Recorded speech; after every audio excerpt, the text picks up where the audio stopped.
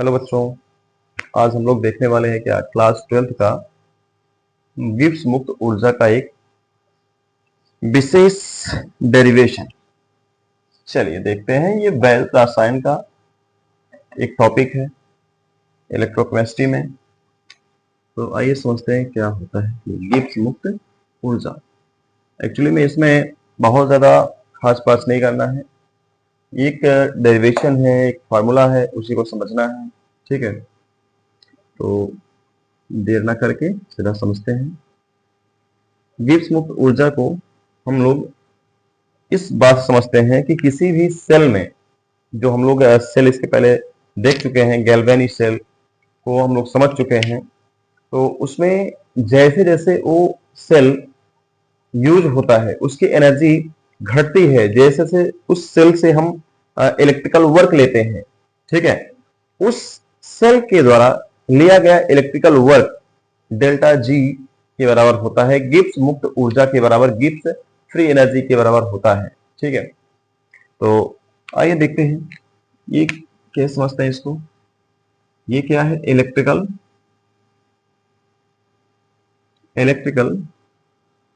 Work बराबर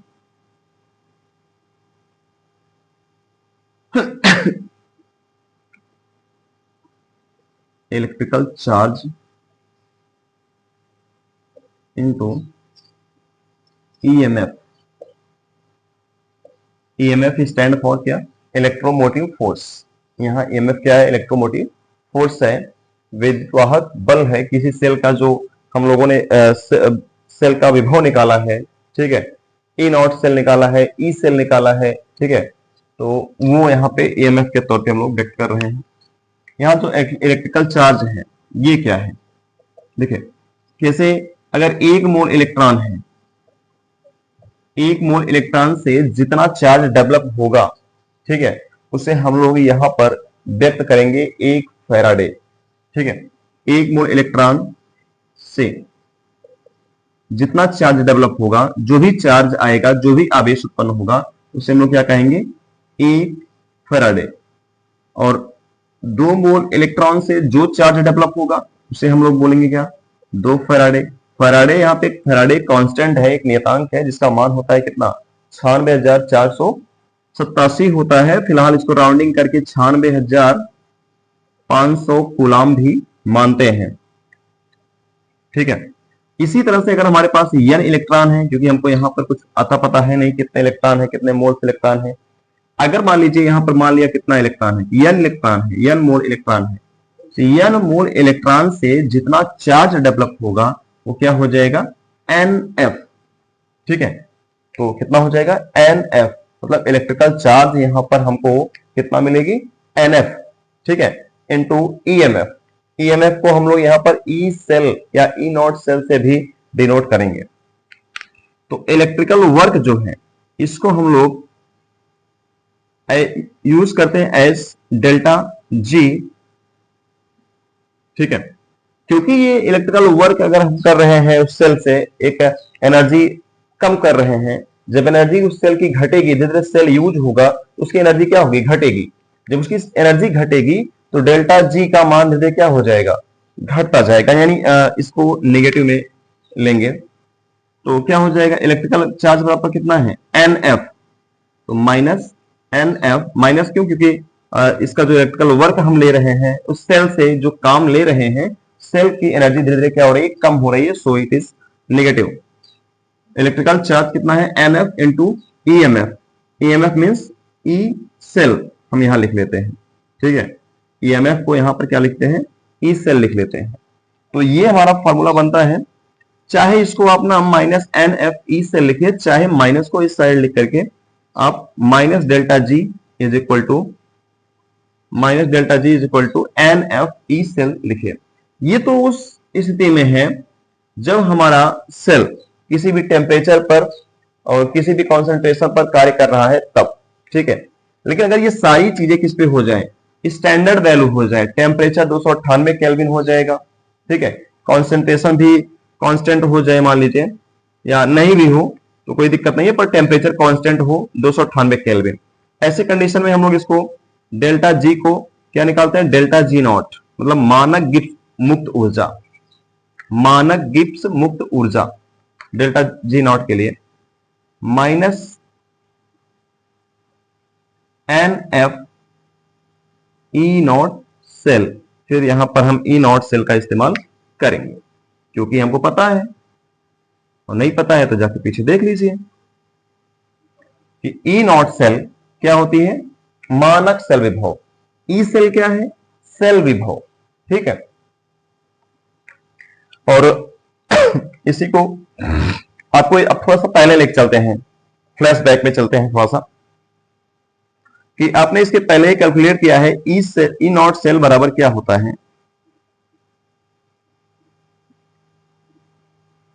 are T upon N F L N K C, ठीक है, R T upon N F L N K C. अगर मैं L N को solve करूंगा log के टर्म में तो ये क्या हो जाएगा, E not cell is equal to, क्योंकि एल एन को लॉग के टर्म में सॉल्व करेंगे, नेचुरल लॉग है ये नेचुरल लॉग है, इसको सॉल्व करेंगे तो कांस्टेंट लग जाता है 2.303,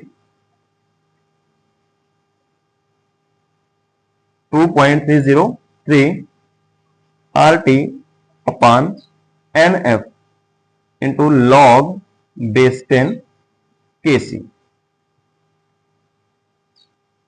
ठीक है। अब देखो ई नॉट सेल का मान अगर उठा करके हम ई नॉट सेल की जगह रखें तो क्या मिलेगा,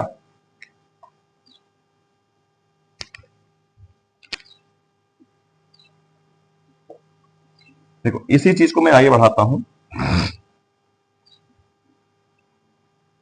इक्वेशन 1 2 3, ठीक है, समीकरण 1 2 3 हमने बना लिया, और हम समीकरण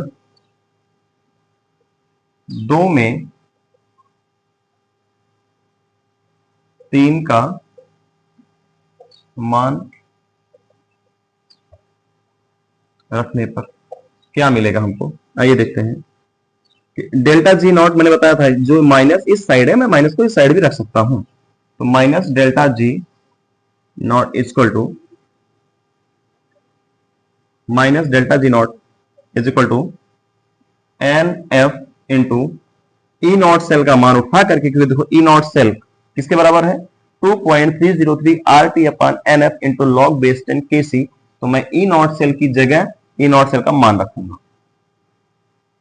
2.303 R T upon N F into log base 10 K C, जहां से एन एफ और एन एफ क्या होता है, कैंसिल हो जाएगा, तो बचेगा क्या, delta G not is equal to 2.303 R T log base 10 K C, ठीक है। ये फॉर्मूला भी हमारा बनता है। देखिए हम यहां इसको भी इस्तेमाल करते हैं और हम इसको भी इस्तेमाल करते हैं, बस डिपेंड करता है कंडीशन उस पर, कंडीशन पर डिपेंड करती है क्वेश्चन में हमें किस तरह से, सवाल में हमें किस तरह से किसका मान दिया गया है, उसी तरह से हम अप्लाई करेंगे। अगर हमको नंबर ऑफ इलेक्ट्रॉन के साथ सीधा सेल विभव दे दिया है तो हम इसको इस्तेमाल करेंगे, यानी हमको क्या निकालना है, गिब्स मुक्त ऊर्जा निकालनी है। अगर हमको मानक सेल विभव का मान दिया है तो हमको मानक गिब्स मुक्त ऊर्जा निकालनी है, ठीक है। या फिर अगर हमारे पास क्या है, इक्विलिब्रियम यानी साम्य स्थिरांक का मान दिया है, साम्य स्थिरांक केसी का मान दिया है, तब हम यहां पर इस फार्मूले को अप्लाई करते हैं, ठीक है। मैं यहां दिखा देता हूं कौन क्या चीज है।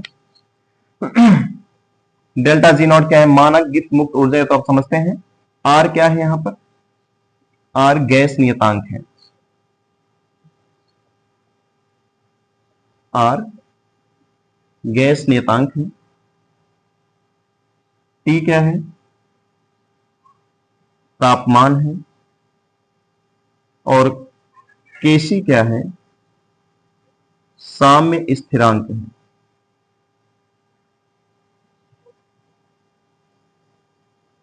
साम्य स्थिरांक है। कहीं कहीं पे इसी फार्मूले को 2.303 और log बेस 10 इसको क्या करते हैं, कॉम्पैक्ट कर लेते हैं और इस टर्म में आपको मिल जाता है वो फार्मूला, ठीक है। मतलब delta G not is equal to ये और ये अगर बदल दिए किसमें, ln में, तो क्या हो जाएगा RT ln KC, बस इतना ही हो जाता है। मतलब इस तरह से delta G naught equal to क्या हो जाएगा RT ln KC। ये माइनस आप जो यहां लगाए वो यहां भी लगा सकते हैं, ठीक है। तो इस तरह से इसको हम अप्लाई करते हैं। हाँ, एक चीज और भी ध्यान दीजिएगा, गैस नियतांक यहां पर ये क्या है, यूनिवर्सल गैस कांस्टेंट है, जिसका मान हमने कई बार शायद बताया भी है आपको, फिर यहां पर बता देते हैं 8.314, ठीक है। तो इस तरह से आप इसको देख लीजिए, समझ लीजिए, और अगर कहीं पर थोड़ी सी बात अगर मिस हो रही हो तो आप उसको कमेंट सेक्शन में कमेंट कीजिए, मैं उसके बारे में बात करता हूं। और हाँ, एक चीज और, मैं साथ में आपको इसके अटैच कर दूंगा एक क्वेश्चन, और आप उस क्वेश्चन की प्रैक्टिस कीजिएगा और आंसर उसका कमेंट जरूर कीजिएगा। Thank you.